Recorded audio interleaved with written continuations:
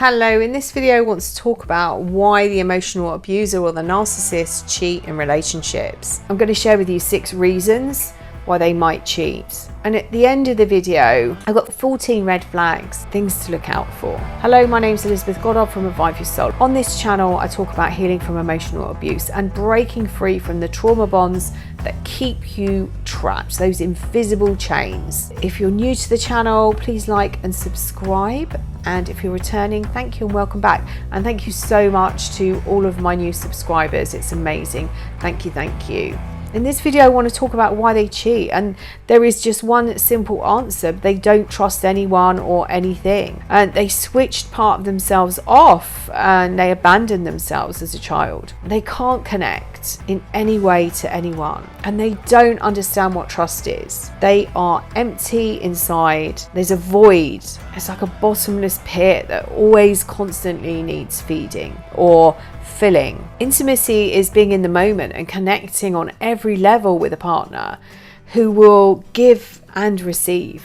It depends who you were in their life or what role you played. So if you were the primary source or whether you were the secondary source. So the primary being the person that they're married to or that they're in a long-term relationship with, or whether you are the secondary source, the person that they're having an affair. And it might be that you actually think that you're the primary source, but you're actually the secondary source. I will talk about that in a minute. You might be the secondary source that's promoted to the primary source, and then you're demoted again and eventually discarded. And it sounds really confusing. So let's start. So the narcissist divides women into saints and sinners or whores, and they find it very difficult to have dirty sex with their spouses, intimate partners, girlfriends. And that's where the sinner or the whore comes into play. So are you the primary partner or are you the affair? The reason they cheat is because they can, and it's part of a game. They need supply.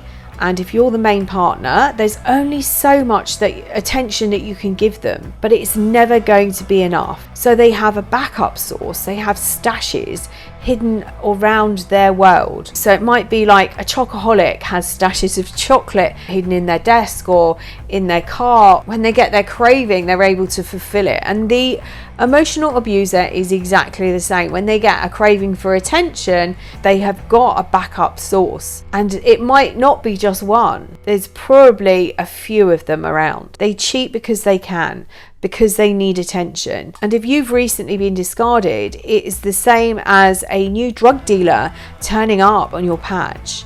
They are like drug addicts. And all they've done is they've found a new dealer, someone who's got a different quality of drug or a better quality of drug in their eyes. So this drug dealer's moved into your area and has taken them over as a new customer, as a new client. They cheat because as children they grew up looking for validation. The wounded child chose this direction. They felt it was better to abandon than be abandoned. So why do they cheat? So number one is that they're empty. Just like an electric car, throughout your journey, if you're going on a long journey, you would have to make stops at various locations, at charging points, and you need to top up with electricity. And then you continue on to the next point and you fill up and you move on. Throughout their day, they move from person to person, topping up. Oh, it's like being hungry and you don't really know what you want. You keep going to the cupboards and opening and looking inside, opening the fridge and looking inside. You're not quite sure what it is you want. You just crave something. They behave in the same way with people and sex. If you're the main source of supply to the emotional abuser, you are not going to be enough. They are constantly hungry. So you might be the saint and they need the sinner to satisfy an addiction, a need, a craving that they have. And if you're the sinner to them, they probably have someone else in their life who has that prominent role, like a wife or a long-term girlfriend. And they have managed to balance it really well, and neither of you know about each other. If you're in that position as the sinner, you either won't last long or they actually will promote you and they'll discard the other partner. But you have to be really, really careful because their relationships have time frames. The second reason is because they're bored and they are looking for distraction.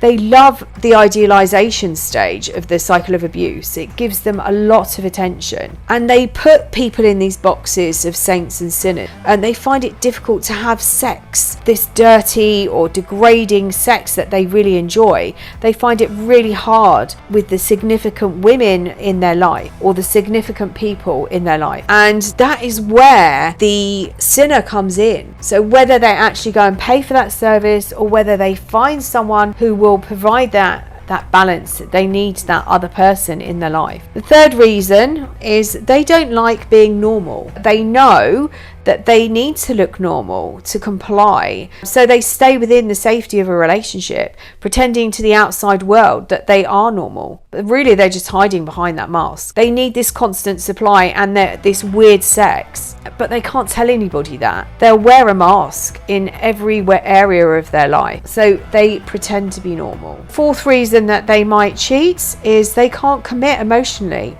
to anyone. So for them, cheating isn't about betrayal. It's not about emotional connection. So how can they betray anyone? And they know their relationships have an expiry date. And because they don't connect emotionally, they can just walk away. Number 5, because they can't commit. If they have an affair or they cheat, they don't believe they're cheating because there's no commitment or they're not betraying anybody. And an affair or cheating actually puts them in a place they can avoid intimacy. And to them, cheating is all about power and control. It's controlling the person they're cheating with, and it's about controlling the relationship that they're in with their long-term partner. Number 6 is an affair is the place where they can avoid intimacy. So how can you avoid this, and how can you stop being hurt by this type of relationship? So some of the red flags, things to listen out for and to watch out for.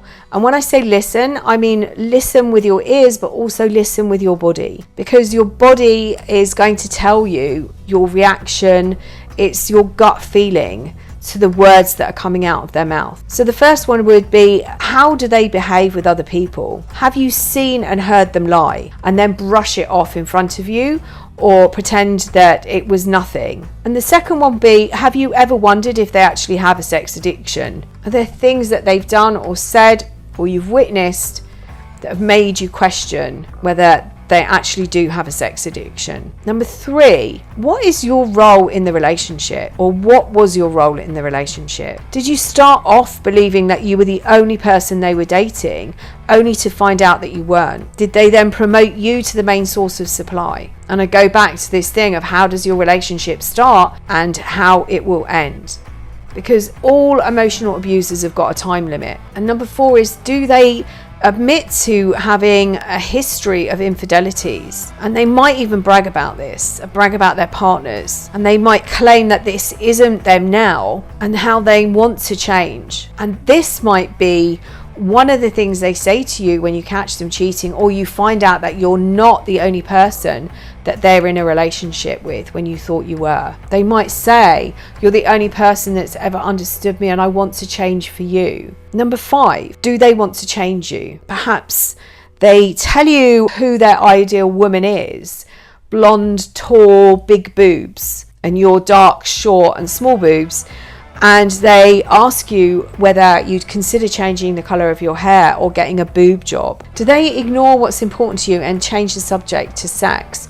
Or talk a lot about sex they've had with other people when they're talking about their sexual history? Emotional abusers talk far too much about their exes at the start of a relationship than any normal person would do. Number 7, do they ignore your needs, pressurizing you into having sex with them, wanting to know if you've been ill or you're tired, when you're going to be well enough? And they might use triangulation, particularly if you found out that there are other people or have been other people in the relationship and you weren't aware. Do they make you feel unsafe or insecure? They've told you that they've cheated before, and then you might find out or believe that your gut is telling you something isn't right. They might tell you you're wrong, gaslighting you and getting you to override your feelings. Or they might tell you that they want to change. But how are they actually proving that? To accidentally stumble across a lot of pornography or photos of other women. This actually happens to me. They plugged their phone into my laptop to charge it, and all of a sudden, all of their files uploaded onto my laptop. Number 10, the ability to start dating straight after they've broken up with somebody else. Perhaps you've noticed that they change names on their phones. Mike might be Michelle, or Michelle might be Mike, or they delete the names so just the number comes up and it looks like a work call and they rush off. Number 12, they're only interested in telling you what they need to get away with cheating. They know exactly what to say and how to say it, so they can get away with the lies and continue. You know that they're capable of lying.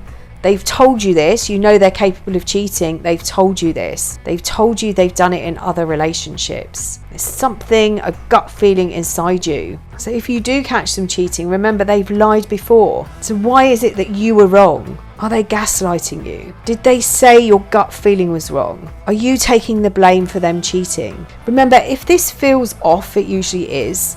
And when you start to play the detective in a relationship, that really isn't a good sign. When you feel that insecure, it's actually a sign of gaslighting, because something inside you is telling you it's wrong, and yet they're telling you it's right. And it's as if you have to prove that either they're right or you're wrong. But whichever way, it shouldn't be like that. You need to ask yourself why you don't feel safe. And this isn't a healthy relationship. They will promise that they won't do it again, but they also told you about their past. They want you to forget as soon as possible. So they will say that you live in the past and ask why you have an issue and why you can't get over this. Remember, they can't take responsibility. They need power and control over you, and they will try and confuse you, trick you, getting you to question your own reality. The detective role, the two things don't match up.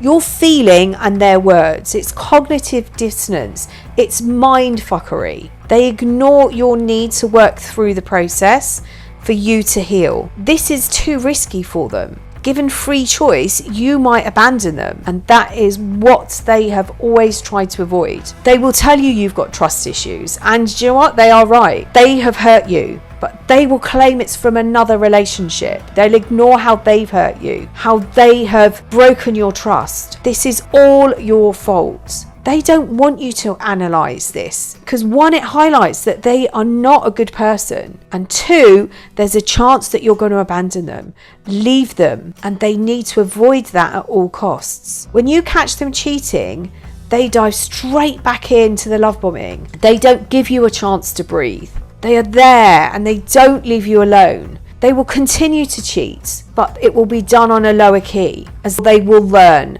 how to hide it better. Now, people do cheat, okay, and they aren't all emotional abusers.